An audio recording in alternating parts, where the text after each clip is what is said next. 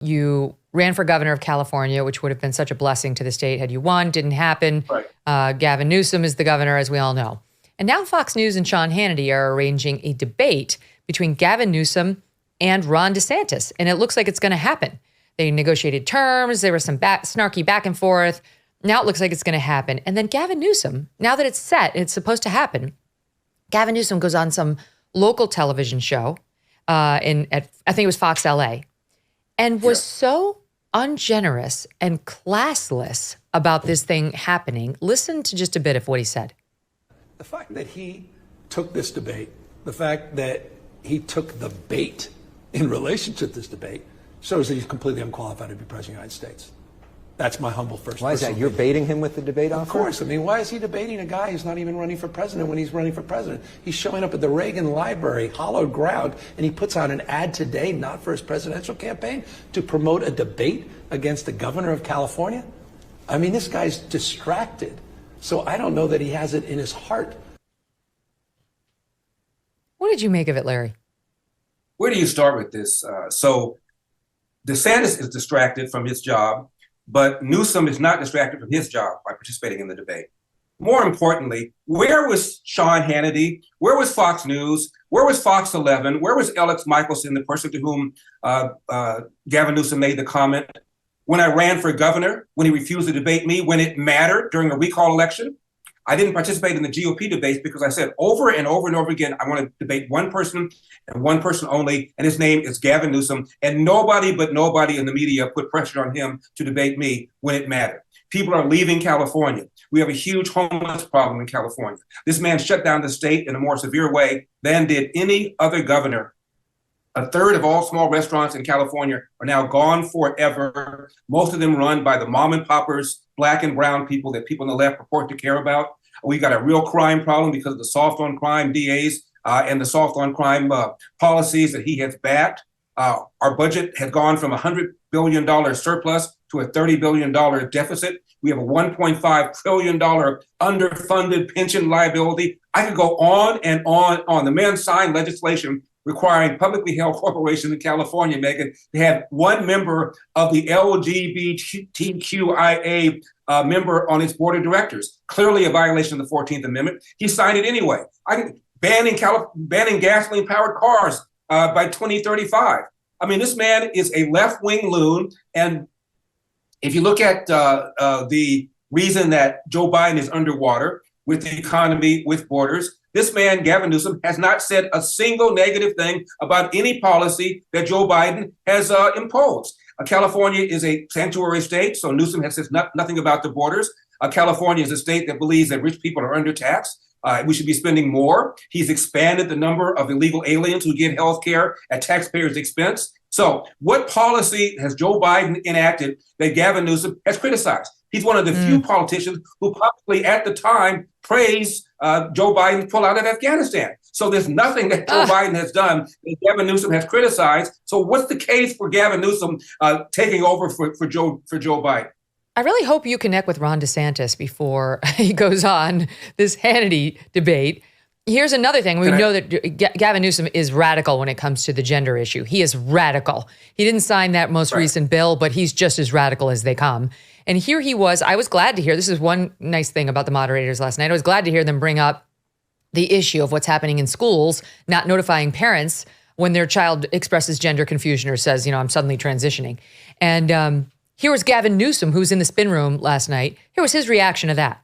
Why should parents not know if their kids are transitioning at school? It's a hell of a thing. You're talking about 1% of the population. Climate change, its impact 100% of the population wasn't even brought up, and we're talking about trans issues. Here in California, this is an issue for you. It's a big issue for parents. This is a front and center issue. Why should parents not know? This is one of the greatest distractions, and it's classic. 1% of the population in the United States. These kids just want to live. These kids just want to live. And we're having a debate about trans issues at the Reagan Library. It's a big shame. What did you think? Again, where do you start with this guy? He did not sign legislation that would have allowed a judge to take away a child if you did not affirm that child's gender. and the Democrat lawmakers who assumed he was going to sign it were livid. He's doing that because he's conditioning himself to run for president at some point. May I also say something, too? The biggest knock against Donald Trump is Donald Trump's character. This is a man, Gavin Newsom, who, when he was mayor of San Francisco, was having an affair with the wife of his campaign manager. His campaign manager was his best friend. Nobody ever brings that up. Happened in 2007. He admitted it, apologized for it, yada blah, etc. Nobody ever brings it up here in California. I mean, talk about somebody's character. I could go on and on and on. And by the way, there's this assumption that somehow, some way, the Democrats are plotting to get rid of Kamala Harris and or Joe Biden and swap them out with Gavin Newsom. Not going to happen. The most loyal part of the Democratic base, Megyn, are Black females, and they love them some Kamala Harris. The first primary for Democrats in South Carolina. They're the ones? 60% of the primary voters in South Carolina are Black. Majority of those are Black female. There was a poll in the LA Times showing that among Blacks, Kamala Harris had a 70% approval rating, and they didn't divide it by gender. I assure you, she's been more popular among Black females. If she is perceived as being dropkicked in favor of some white dude like Gavin Newsom, Black females will be so angry. They won't vote Republican. They just won't vote, thereby guaranteeing whoever it is we nominate, he or she will win. They cannot afford that. You play by the gender and race sword. You die by the gender and race sword. They are stuck with Kamala Harris. Trust me. So how do they proceed? Because you look at Joe Biden, and there are obvious reasons to doubt whether he can get this across the finish line, whether he can make it across the finish. So maybe he's the one who gets subbed out. Gavin Newsom gets subbed in at the top, and she stays the number 2. You have to get the agreement of Kamala Harris to be number 2. This is a woman who ran for and got elected DA of San Francisco, ran for and got elected Attorney General of California, ran for and got elected U.S. Senator. She dropped out early on in the 2020 race, but she was on the ticket and she won. So every time she's been on the ballot, she has won her race. What makes you think she's going to say, you know what, Gavin, I'm so incompetent. I'm so airheady. I didn't get to the root causes of illegal immigration. I speak in tongues. So please come on and take my job. She's not going to do that. She wants to be president. The only way you get rid of Kamala Harris is that she says, you know what, I'm incompetent. And then you've got to swap her out for an equally popular, a well-known Black female. And only 2 fit the bill. And that's Oprah Winfrey and Michelle Obama, neither of whom wants the job. So they are stuck with Kamala Harris. Negative dings on credit reports happen to all sorts of people from all sorts of socioeconomic backgrounds. Understanding the credit landscape can be extremely tough, and spending the time to dispute and repair these so-called dings can be a full-time job. Good luck to you if you already have one of those, or you have kids, or you have any sort of a life. For starters, you have to deal with 3 separate credit bureaus. It's a massive headache, and it's unpleasant.